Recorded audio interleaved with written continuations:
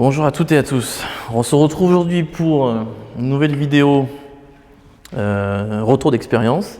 Donc ça sera sur le Quadlock et plus précisément sur le Quadlock, sur le support qui est juste en dessous là, qui empêche de la vibration. Bon, allez, c'est parti.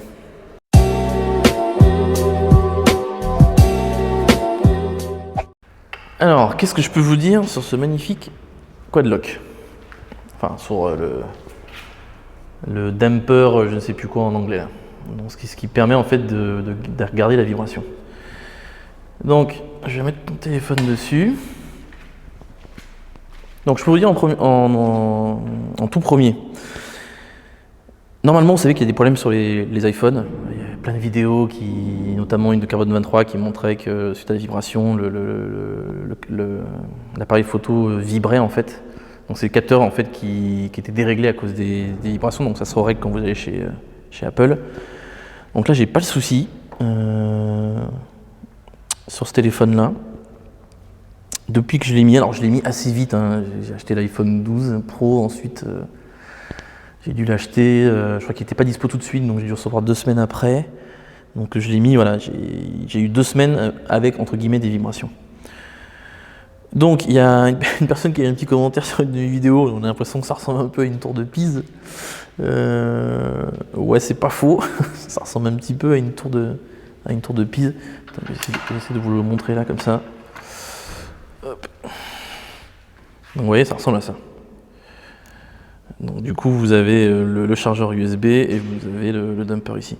Donc vous voyez que quand on bouge, ben en fait le téléphone bouge pas mal. Pourquoi? Parce qu'il y a cette épaisseur là en plus.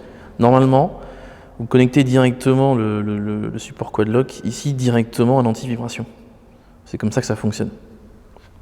Et donc du coup vous avez forcément un peu moins de mouvement. Parce que plus vous rajoutez d'épaisseur, plus ça va forcément bouger. Bon, c'est un principe physique assez classique.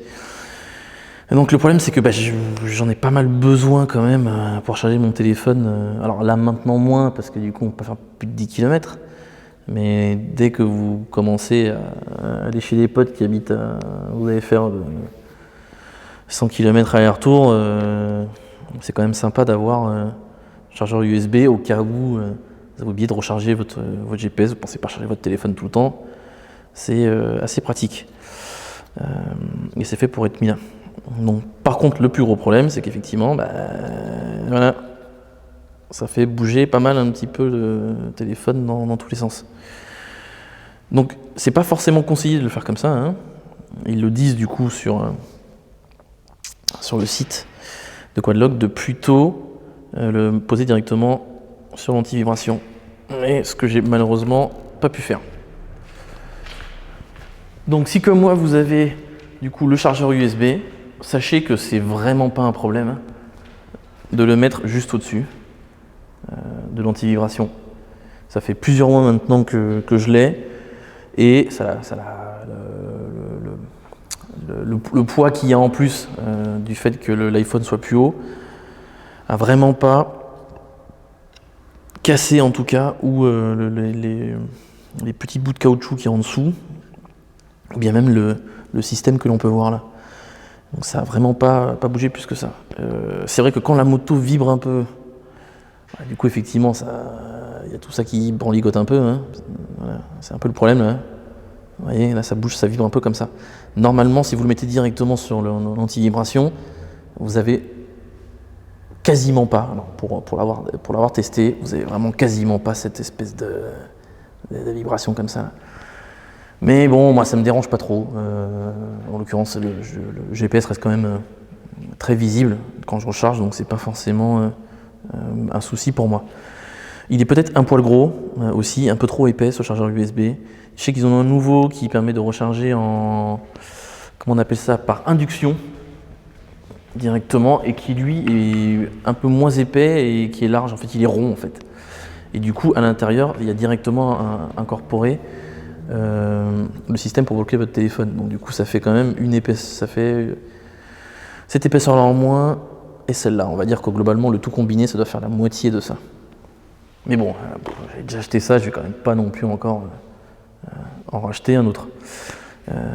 Si vous voulez pas vous embêter et juste avoir le dumper avec le support pour quad lock et acheter une prise USB que vous mettez sur le guidon à côté, bon, vous pouvez aussi le faire. Hein. Moi, je voulais faire un peu le truc tout en un, je me suis pas vraiment pris la tête. Donc voilà ce que je peux vous dire en retour d'expérience sur ce système-là. Pour l'instant ça tient. Si ça tient 6 mois, je pense que ça tiendra quelques années encore sans trop de soucis. Et à voir si je change ça ou pas. Ou si je le mets ailleurs, scotché ailleurs ou je ne sais quoi. Bon. Je verrai ce que j'en fais après. Bon, super conclusion. Eh bien, il n'y a pas de souci. Voilà, vous pouvez y aller du coup, les yeux fermés, si vous voulez acheter le tout. Ça ne sera pas forcément la fin du monde, même si le téléphone bouge un petit peu. Et si vous êtes plutôt maniaque et que vous chargez votre téléphone constamment, eh bien, prenez juste anti-vibration. Et là, vous serez content. Enfin, votre téléphone sera content. Et surtout, les composants à l'intérieur de votre téléphone seront contents, puisque généralement, on ne voit pas grand-chose à l'intérieur de son téléphone, mais quand les vibrations passent, on sait que ça agit forcément sur les composants qu'il y a à l'intérieur, et c'est pas vraiment très sympa pour eux. Voilà, sur ces conclusions un petit peu béni oui-oui, je vous dis à bientôt pour une prochaine vidéo. Allez, ciao ciao.